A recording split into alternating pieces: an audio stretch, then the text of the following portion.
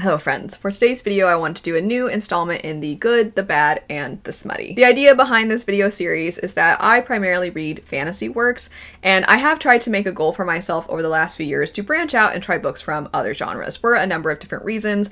I think it's just in general really exciting and fun to see stories that have different kinds of creativity, that tell stories in different ways, that tend to lean towards certain kind of themes over others, and also it just really highlights what I do love about fantasy and what I also think fantasy could learn from other genres. I just think it's great in general to experience as many stories as possible from as many genres as possible. And so in my efforts to do this, on occasion I'll pick up contemporary romance or historical romance, or I'll pick up fantasy romance or romantasy. And anytime I've picked up roughly 5 to 7 or more of books from either of these genres, I like to have a video set aside where I give slightly more in-depth thoughts about these various different books. And for today, I wanted to do that for 5 different fantasy romance and romantasy books I've picked up over the last few months. One of them is young adult, the other 4 are all adult, and within those 4, 2 of them are the beginnings of a series. One of them is a standalone, and then one of them is actually the 5th book in a series. As for what those books are, the YA book one would be Heart's Gambit. The one that is the 5th book in a series would be The Twisted Throne. The standalone would be Legend of the Nine-Tailed Fox. And then the 2 that are first in series would be Direbound and Half City. Before we jump into my thoughts about these books, I do want to give a quick clarification that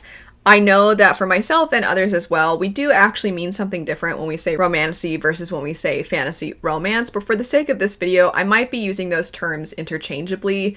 But rather than worry about trying to adhere to a specific label, because sometimes people don't even agree on which label means what, I just figured you would kind of gather as I talk about these books which ones feel as though they are more so motivated by the romance versus which ones are a little bit more of a hybrid between romance and fantasy. One last thing to note before we officially jump into it is that for 2 different reasons we are going to have what I call Luna Bear interludes. Luna Bear is my adorable dog. One reason is it just kind of breaks up formally the various different books. The second reason is that the first book we're going to talk about, Direbound, has a lot to do with wolves. Luna kind of looks like a wolf, but really it's just any excuse to show my dog because I love her very much and she's really cute. Luna, you getting snuggles? Oh, snuggly bear. Hi. Officially kicking it off, we have Direbound, and this one I didn't know anything about when I picked it up. I was kind of surprised by certain aspects of this book, and by that I mean I was surprised about how similar they are to certain other books. I was fun, but it was extremely predictable. So I will say, when I talk about what made it predictable, I will have to give mild spoilers, and I'll let you know when we get to that point, because I know, of course, some of you aren't going to want to have things spoiled for you, but a setup for Direbound if you know nothing about it. The setup for the story is that you follow a young woman named Marin, and Marin has way too much weight on her shoulders as she has lost her father to this ongoing centuries-old war. Her mother is experiencing severe mental illness where she is starting to lose her grasp on reality, and then she has a younger sister who is currently too young to provide for herself. So not only is Marin a full-time caretaker for her mother, but on top of that she is essentially a full-time guardian and almost a parent to her younger sister. After tragedy strikes and her young sister is kidnapped, she will do anything she can to try and get her back. This has been a problem that has plagued their community for a while, and they know that the kidnappers are people from the group that they are at war with. And so in her effort to try and get her sister back, she decides she's going to try and be a part of the military, get to the front lines, and then she's just going to do whatever she can to get to her sister. So that's what kicks the story off. However, when she enters into the military, this is right at the same time as they are trying to have new individuals who are going to form bonds to dire wolves. And the dire wolves are really the only means of, you could almost argue, weaponry against the enemies. And the enemies are vampires, so it is vital that they have these bonds. However, the dire wolves, they really adhere to a strict pack code, and if you end up being a liability, they will kill you, even if they have previously already bonded with you. And they also don't care if you die in the process of trying to bond with them, so it's extremely dangerous stakes. She finds herself, Marin, finds herself wrapped up in all of this, and she doesn't really have a choice. And I will say there is a lot within the story that's established that you understand how she is forced into this situation, you understand her motivations, and you understand when she doesn't have agency any longer because of certain other situations that are transpiring. I did appreciate that she pretty much continuously always thought back to, I want to protect my sister, I want to help my mom, I want to do whatever I can for my family. So I could resonate and enjoy the backstory of this character. I felt like she had a certain level of depth. I thought that she was appropriately capable. There were times when she wasn't necessarily the greatest and that other characters were better than her at certain things. I thought she, in general, was just a character that I wanted to root for. I wasn't constantly wanting to bang my head against the wall in frustration at her whatsoever. All that said, though, this book read extremely similar to me to Fourth Wing in a number of ways. So I recognize that there are going to be certain things that are similar in general whenever you have stories that have a similar plot. So for example, you have a story that's a quest story. There are going to be certain things that are somewhat expected within the quest plot line and that are going to come up. It doesn't mean that the books are exactly the same. It doesn't mean one copied the other. And it doesn't mean that one has more value than the other, or even that the one that came first has more value. Or you could say the opposite. The one that comes second automatically is going to do it better. I don't necessarily think any of that is true, but I do think that it's worth pointing out that there are sometimes similarities, and you have to ask, is this just because this is a trope of this particular plot structure, or is this maybe leaning into feeling a bit too similar at times? And I think this one kind of fell in between, because some of the ways in which you had if you don't know anything about Fourth Wing, they are also trying to bond mythical creatures. In that book's case, it's dragons.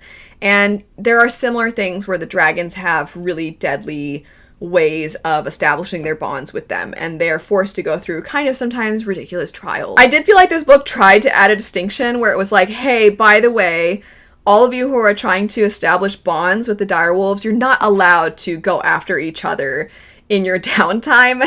And it felt a little bit like, hey, I know that in Fourth Wing, I really want to make clear, I'm not saying the author is doing this extremely, like, this was the motivation behind this decision, but it felt a little bit like in Fourth Wing, sometimes the stakes are forced, in my opinion, sometimes. So for example, the other students being able to just like beat each other up or kill each other sometimes. It felt like this book was trying to be like, it's a little more rational than that. They can't just kill each other in their off time. It has to be when they're actually training. That's when they can go at each other. Or if the wolves decide that they should die, then, you know, then that's fine. But I mean, I did like that difference, but I still felt like there were certain things to do with the stakes established within the bonding process that, I mean, it's fine. I think it's just a personal thing where it doesn't really quite work for me, because I feel like there's already a ton at stake. There's a war going on. This is me being just extremely specific in what I prefer in any kind of bond between some kind of person and an animal, or a person and a mythological creature. I recognize that it's exciting when there's a certain amount at stake, or when you recognize there are different species that have different customs and they have to try to come together through all of that. And sometimes what all of that entails can be dangerous. While I can appreciate that and respect that, I also think there's a fine line between forcing danger, or at least making it feel kind of forced, versus this feels like a realistic hurdle for them to have to overcome. And I kind of felt like sometimes we fell back on, well, they're wolves. But I can be very picky when it comes to the stakes, especially because in this particular story, we already have really high stakes. Her sister is kidnapped. You don't know what's going on. The mother is now pretty much all by herself. Marin can't really leave. If she can't bond, she might end up being killed. I mean, there are stakes established. So sometimes I don't love when during these trials or these mock battles that they'll have, when it's like, oh, you could die even here, or somebody definitely is going to die. I don't always love that, but that didn't necessarily make or break the book. That was just something that I didn't absolutely love. Next portion that I want to talk about would be the predictability of this book, which took a lot of wind out of its sails for me. And in order to talk about this is when I have to talk about some spoilers. So if you don't want to hear anything about the specifics with this book, you can skip ahead. But jumping into the spoilers, there were so many things that could have been really great twists or really great reveals if they had been done differently, but because of having read enough fantasy romance at this point, the writing was on the wall from the very beginning of the book, and nothing surprised me, unfortunately. So, first off, even though I appreciate that this book had a character that was already in a relationship, and it was a relationship that wasn't just obviously this guy is such a loser or something like that, I knew that he was the antagonist the entire book, the character that she has a relationship with. I knew the entire time that he was the antagonist, that he was behind the kidnapping of her sister. Anytime there was something that he would assure her of, and then it turned out, why does this feel a little bit different? I was like, I know it's him, because they made the love interest so exactly like all the other love interests it feels like we get in popular romantasy books. And it took all the suspense away, because you had the one character who, the love interest that I very much immediately was like, that's a love interest. He is, of course, unbelievably hot and super muscular and kind of tan, and he has dark hair, and he just looks so brooding, and he's also like basically alpha, and in this case, literally, because of the wolf pack dynamics. And they, of course, have tension, and there's stuff about they have to get tattoos whenever they make a kill, and he's the one to do the tattoos, and then there's this process of it helps it heal faster if he, like, licks it, and of course there's, like, it's so hot and steamy when that happens. And I'm like, yeah, I know he's a love interest, and because I know he's a love interest, I know that the other guy is just here to, I guess, seem like he's basically here so that we can have intimate scenes in the book, and then also be surprised when it turns out that he's behind all of the bad stuff and he's the big bad and he's the antagonist. It's like, yeah, all the reveals, all the twists were, I'm like, yeah, I know. That was a little disappointing, because the story has fun pacing. It's pretty long, but I never sat back and thought like, oh, I'm so bored. It didn't have that. I feel like I already articulated that I felt like Marin's backstory and everything that she was working toward was interesting, and also I really felt for her. I liked the establishment of her relationship with her family, the pressure she's under. I felt like as a character, she was a pretty well done character. So there was plenty of things for me to care about. There were things about this book that I thought were done in a way that I found engaging. However, I am finding that, having read a fair amount of romantasy and fantasy romance at this point, that when you draw from extremely similar scenarios or really similar character types in stories, you lose a lot of momentum, or you lose a lot of possible excitement or shock, because it's so similar. It's following a very similar blueprint, and that blueprint works, and for some people, maybe they like it being similar. So I'm not saying it's necessarily wrong or that it's objectively bad. It just, the phrase I used before is, it took the wind out of the sails for me, and I'm just gonna repeat that. It really made it so that some of what could have been exciting and intense ultimately wasn't. Don't lick the pillow. No. Luna. Hi. Luna bear. Where Direbound, I personally felt like was very on trend and utilizing tropes that are very popular right now, I feel like Half City was almost a callback to a different kind of fantasy book that we used to get more frequently, or at the very least a fantasy story that we used to get more frequently, and it feels like it's a callback to that. And what I mean is, it is very much utilizing kind of classic urban fantasy components to it. The setup for the story is we follow a young woman named Viv, and very early in her life, her father was killed. Her father was somebody who is technically a part of an elite group of monster hunters, but he has an extra additional layer to this in that he is an Aeon. And even Aeons have to keep their identity secret from other monster hunters. They have more heightened emotions, more heightened senses. They have basically additional powers, you could say. And our main character did inherit these things, and her father was the only other person she knew who was a monster hunter. She doesn't know of anybody else like her. The rest of society doesn't know about these monsters. But this event that happened when she was young completely derailed her family in that her mother became so obsessed with trying to solve what happened with her father's murder that she started to go on this really intense trajectory in her career path, and she has definitely elevated herself, but her career is oriented around trying to bring justice to people, trying to figure out these unsolved crimes, and it is very much having its origin in the murder of her husband. And then the older sister of our character is just basically the perfect daughter. So the main character has this secret about monster hunting. She also has the secret of knowing what actually happened to her father that she has to keep from her mother and her sister. This puts distance between them. She also just doesn't quite feel like she resonates with them. Her mother likes to kind of brush elbows with other elite and rich, wealthy people. That's not really Viv's thing, but she's so desperate for some connection to her family. She finds herself dating this rich guy that she doesn't even really like just for her mom's approval, and she goes to school she doesn't really care about for her mom's approval. She's very alone.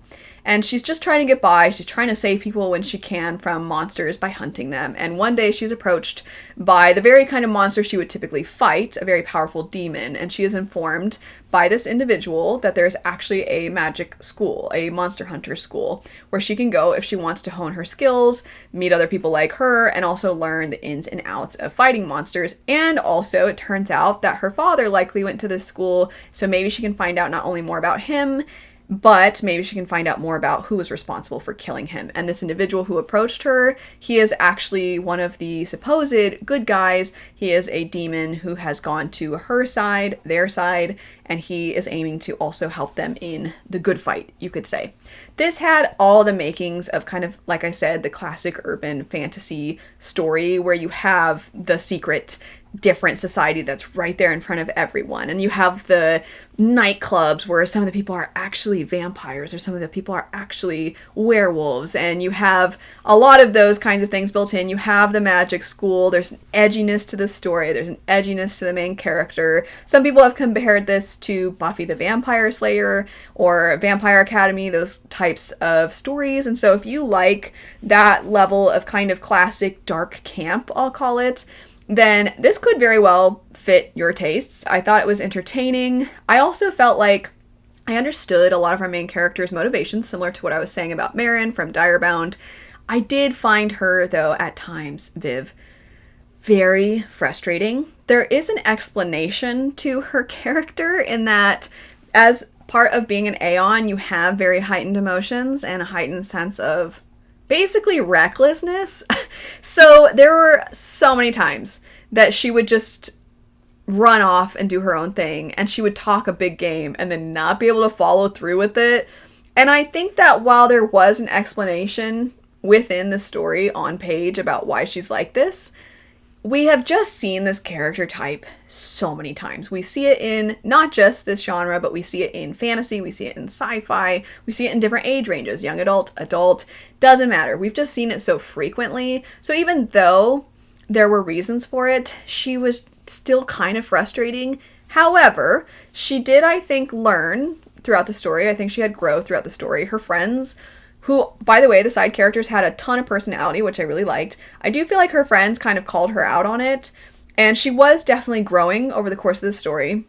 So my hope is that within the sequel, if I continue to see growth, and not only that, but if she doesn't continue these patterns, but instead finally breaks them, and she actually starts to be less frustrating in the next book, then I can applaud being willing to start in a place where, yeah, she's a little young and foolish and hot-headed in the first book, but she's growing and learning from there. Didn't change the fact that it's a little irritating in the meantime, though. Once again, as far as the actual romantic tension, love interest kind of thing, I did feel like the love interest in this was pretty similar to the love interest we get in a lot of other stories.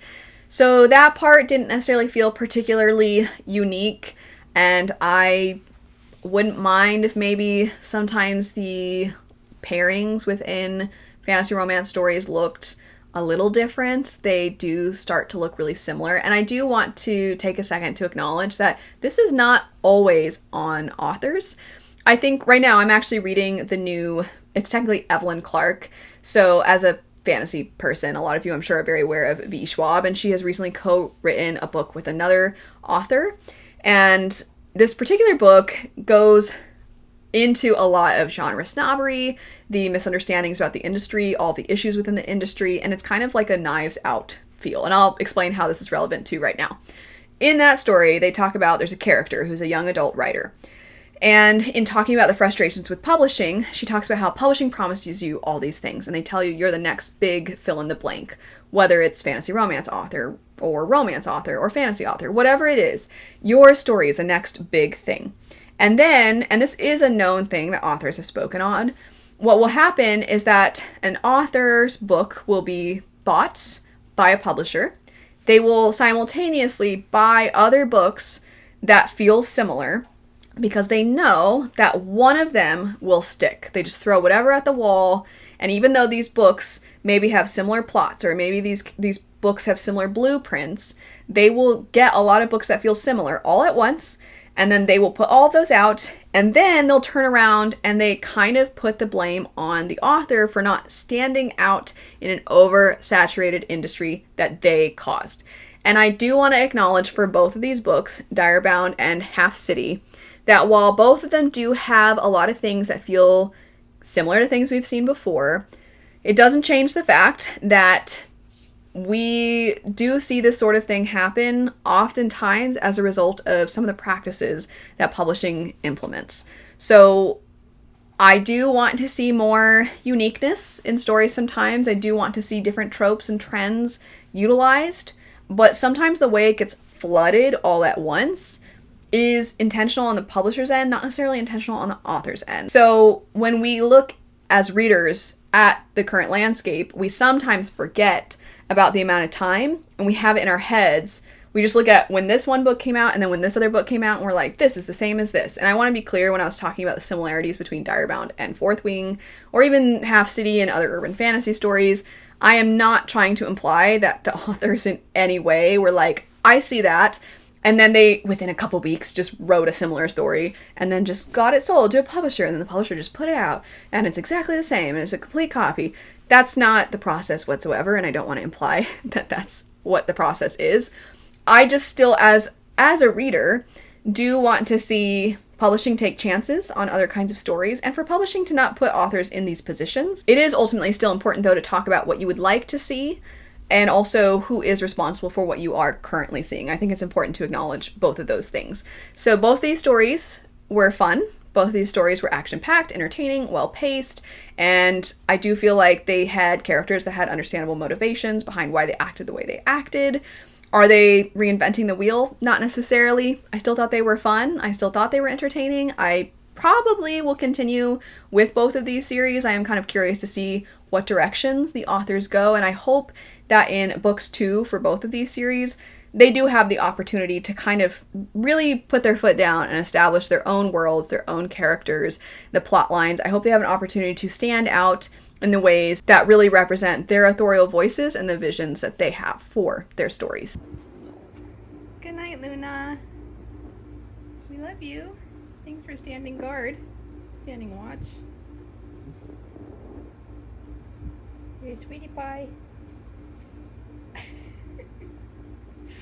Okay, good night. Next up, we have Legend of the Nine-Tailed Fox. This one, personally, I think was the biggest blend of both romance and fantasy. So if you are somebody that prefers a hybrid, I think this one will actually probably really work for you. The setup for the story is that you follow a monster hunter named Sonam, and then you also follow a nine-tailed fox, aka a monster, named Yue. And as you might expect, this is somewhat of an enemies to lovers, as the monster hunter is hunting the monster.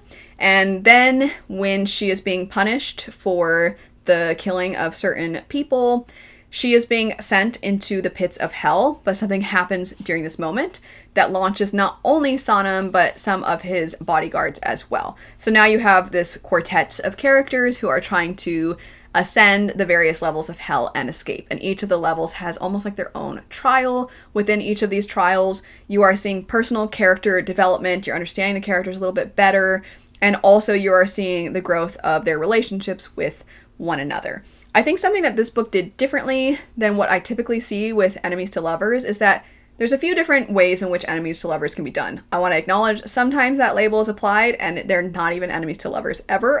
So I do think that in this case, they were enemies initially. Occasionally what can happen when it is a really lusty story is that they start out as enemies to lovers, they can't stand each other, they hate each other, but they find the other person so attractive that at some point they just reach that breaking point. The tension is just too much. And then they're intimate with each other, and then that kind of reshapes their feelings of hatred into, actually, I like these things about them. And maybe it's not quite like a light switch, it just immediately happens. But before, where they felt like they were too much of a brute, now they're like, well, they're really protective and they just care about the ones that they love. And it just feels a little bit immediate at times. And it feels like the catalyst for this shift is the physical intimacy. Again, that is its own way of tackling the enemies to lovers trope. And if that is your preference, totally fine. I do tend to like enemies to lovers where the characters have reasons for being on opposing sides, whatever those opposing sides would be. In this case, we have a monster hunter and a monster. And from these opposing sides, through certain circumstances, they start to communicate more with each other. Maybe it's forced proximity also. And so in this book's case, that's actually the case because of the fact that they were thrust into the pits of hell. So through forced proximity, they have to work together to survive. They start to hear each other out a little bit more. They work together. They start to talk to each other. And maybe they learn a little bit more about the other person. Maybe they start to actually care about the other person a little bit. They understand their side a little bit. And through those moments, they actually find themselves starting to care for them. And then all of a sudden, all that animosity they felt before starts to simmer down, and then in its place comes attraction. And it's not to say that you can't couple this with physical attraction, and it's also not to say you can't have that physical attraction from the start. It's just that I like when there is that divide that is being mended through communication. I tend to prefer that kind of enemies to lover. I do find that it also speaks to bigger things and how a lot of us ultimately, we really can reflect on that and see the ways in which we are so divided at times. And if only, it doesn't even have to be in romantic relationships, but if only we could see the person behind whatever the barrier is between us, then maybe there's a chance at not only growing closer as people, but also sometimes it does reshape a person. Sometimes it does change their perspective on things. And I do feel like this book fell more into this camp, while also having really fun lore. It was really well paced, it was adventurous, it was fun, and it's a standalone, so it's only one book. And as far as enemies to lovers go, it also was kind of wholesome. I was kind of surprised because there's like this sinister nature, they're literally in hell, and there's kind of like dark, creepy things within the different trials, but then the romance itself was kind of cute.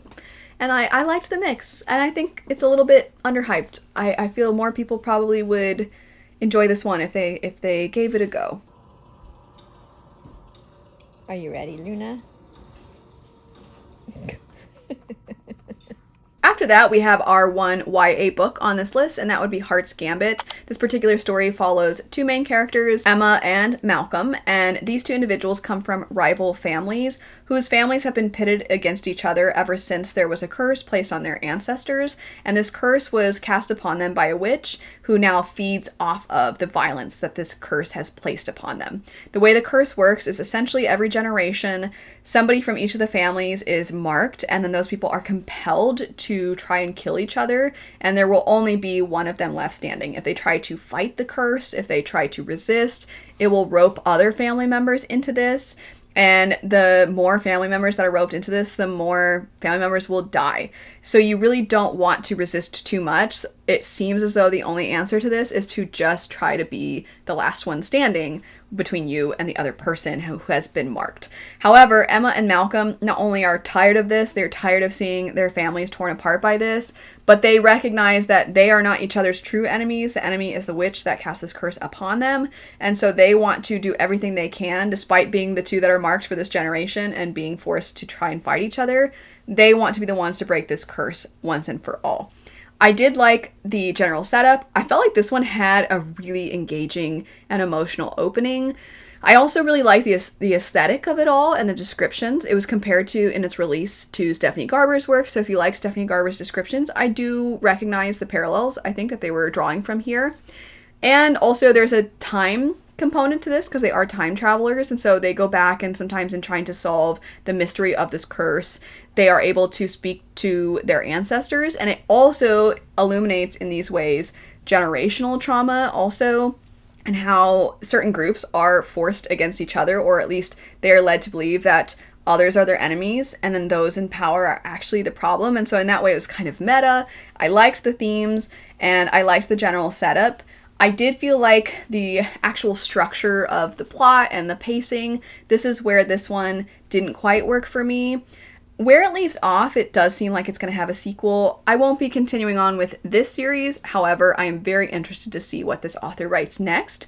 But within this particular one, when I'm talking about like the plot and the structure, it just felt a little bit like the stakes sometimes felt a bit flat, because we would have certain moments where the characters are almost like on a date, and then all of a sudden they're training because they're going to have to fight each other. And then also they're sort of on a date again, they're sort of doing reconnaissance, or they're trying to solve a little bit of mystery surrounding the curse, they're trying to do research, and then they're spending time with their family, and now they're training, and then now this other thing is happening that's really intense. And it was a little bit clunky, and I think if we had kind of reworked it, tightened it up a bit, it would have been really, really strong.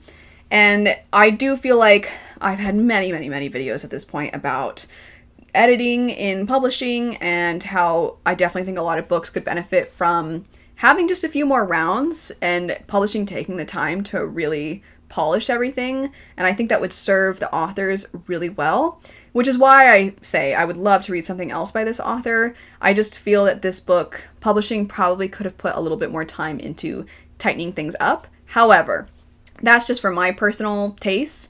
If anything I've said about this book sounds interesting to you, if it's piqued your interest, then definitely still give it a try. It being YA also, I think it's going to appeal to individuals who like the idea of romantasy and fantasy romance, but maybe the more explicit content isn't really what they're looking for. They just more so like the love story side of things. And if that's you, and like I said, you like all the other descriptions I gave of this, then definitely give this one a go. There's a very good chance that it will work for you. Luna, where are your legs? Where'd they go? Where'd they go? The beer. And then last for today, we have The Twisted Throne. This is the 5th book in the Bridge Kingdom series. And if you've never read this series, it's a series of duologies. And within each new duology, it's building off of the first one. So you do want to start at the beginning. The first 2, the characters from that are connected to the character in this particular story. And then within the second duology, a lot of the events of that are really playing a role in the events and the dire circumstances that our main character Anna finds herself in within The Twisted Throne. If you like political fantasy, then there's a decent chance that you'll like this one. It really doesn't do a whole lot with magic whatsoever. It really leans into the politics. And I like this format where you kind of build and build and build over the course of a collection of series. Within this one in particular, though, it is an arranged marriage. And you see right away from book 1 at the beginning of the series, this character's introduced. She doesn't want to have to go through with this marriage alliance. However, she is a warrior. She cares deeply about her people, her country, their economic stability, their ability to protect themselves, defend themselves, and she will do anything she has to do to protect her people. And as such, based off of a lot of the events that have happened over the course of the rest of the series, she finally is at a point where she thinks, I think I finally have to follow through with this marriage alliance. However, when she arrives in this new place, as noted, she is a warrior. She is a tough person. However, she is not someone who is accustomed to playing politics, to intrigue, to political maneuverings. That is not her game whatsoever, and she is a fish out of water, and she is in a den of vipers. The other side of it is her betrothed. She can't quite get a read on him. He's fine enough, but the person that she finds she is unfortunately having attraction to is his half-brother, the illegitimate son of the current king. As such, as you might expect, there's a little bit of a forbidden romance component to this one as well. I am a big sucker for political fantasy, and I like that this one has broader politics, like military aspects to the story, and also has court politics, because it has that feeling of these stakes really matter, and if things go wrong, it could lead to a lot of people dying, it could lead to war. So it's got the big stakes, but then on a more personal level, it's got that backstabbing feel, or is this person trying to ally with me because the enemy of my enemy is my friend, or they genuinely want to ally, or are they trying to trick me? Are they trying to manipulate me? Also, this person seems just like an enemy, but is something else going on with them? And I always love when you have those questions and you're trying to determine what everybody's after, what everybody wants, what their motivations are. And I did appreciate that the main character, it wasn't like she went into things thinking like, I'm as smart as all of these people. She was like, I don't know what I'm doing, because that is her character. And it also allows for you to have that feeling alongside her where you also are trying to puzzle things out. It's definitely not on the same level as something like The Goblin Emperor. That is political fantasy to the nth degree. That is a very overwhelming level of court politics, but I actually love that story. Not quite that level. It's not that intense, but it's very fun and it's engaging and it has that almost mystery component to it, which I really, really liked. I liked the romance as well enough. I was talking about with, in particular, the Legend of the Nine-Tailed Fox being a decent blend. I feel like these ones are a decent blend as well. I think perhaps of all the ones I've mentioned, this one is the most, I think, no pun intended with saying it's the bridge, but it's kind of like the bridge, I think, between fantasy readers who are interested in some romantasy and fantasy romance, and then fantasy romance readers who are interested in some fantasy. I think this is going to fulfill a lot of what both sides are looking for, as there is the tension, there's some of the tropes that you see in fantasy romance that you're oftentimes looking for if you are a fan of this genre. But then for someone like myself who loves the politicking and the constant scheming, if you are into that in your fantasy stories and you don't mind having there be some romance and some tension, then you might enjoy the series as well. Of course, each duology is a little bit different. You have different characters, different tropes that are being utilized, but I have enjoyed this series. Obviously, it's the 5th book in what will be a 6-book series, so I will be continuing to see what happens in book 6. Now, though, kind of talking about my thoughts on all of these. So I think my 2 favorites would be this one, The Twisted Throne, and Legend of the Nine-Tailed Fox. I like them both for different reasons. I think Legend of the Nine-Tailed Fox, I don't know, it's not like it was cozy, but I just kind of have more warm, fuzzy feelings about it, whereas The Twisted Throne, as I just outlined, I like the politicking of it all. So I did like both of those. I'd say those are my 2 favorites. And then Diarybound and Half City, depending on what we're talking about, I like them for different reasons, and I dislike them for different reasons. Like, Diarybound was really predictable, as I talked about, and then in Half City, the main character was very frustrating at times, so for different reasons, I like certain things and dislike certain things, but if I had to place them, I also like the world of Diarybound more. But it's the way things play out is just so familiar. I'll say The Twisted Throne and Legend of the Nine-Tailed Fox are here. Diarybound and Half City, depending on the day, are here, and you can swap them from time to time.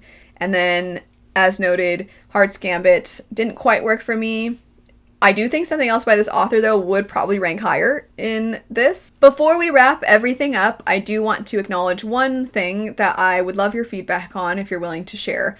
I know there are a lot of conversations that people have about the use of the word smut in book conversations, because some people will use that as a way to put the entire genre, or even any book that has a prominent romantic plotline or even subplot, they will use the word smut as a way to put it down. They kind of weaponize the word. And by calling this The Good, the Bad, and the Smutty, this little video series, it's a play on the good, the bad, and the ugly. That was always kind of my intention with that. And also, I always thought that when people said like, oh, it's smutty, that was more of like, it's more explicit, and it's also kind of owning that it's more explicit. Whether you like that or not is, you know, of course, different from person to person. Whereas if it's not necessarily quote unquote smutty, it's maybe more focused on other parts of the story, but maybe still contains a scene here or there that's explicit or closed door, doesn't really matter. But when something is like, oh, this is smutty, I always think of stories that, as noted, really embrace the explicit content, and they're doing something with that, whether it's commentary or it's meant to just be fun or whatever it is. All that said, I don't want to, even though I've never meant to or intended to use this in a negative way, I don't want to perpetuate any negative stereotypes by using it. And I know it just depends on what circles you're in as to whether probably you feel like it's negative or not. But I'm not as in romance circles or fantasy romance circles, and I don't know entirely if it's like a big please don't use that term, or if it just depends on the tone or how you're using the term. So if you don't mind letting me know, I can, moving forward, not use that term or not have that be the title of this video series. It doesn't make a difference to me. It's not going to hurt my feelings. I just don't want to hurt anybody else's feelings by using a word that maybe has shifted into something that's just too negative now. So let me know if you're willing to, your thoughts on this. And if you're like, no, really, it's not a big deal as long as you're not using it to be cruel, then great. And if you're like, nah, you probably shouldn't say smutty at all, then, you know, I won't use that term anymore. But feel free to let me know. I don't mind whatsoever. But anyway, if you have any thoughts on the books, if you've read them, if you're interested in them, if you have recommendations, anything like that, feel free to let me know. I hope you have a great rest of your day, and I'll see you all later. Bye.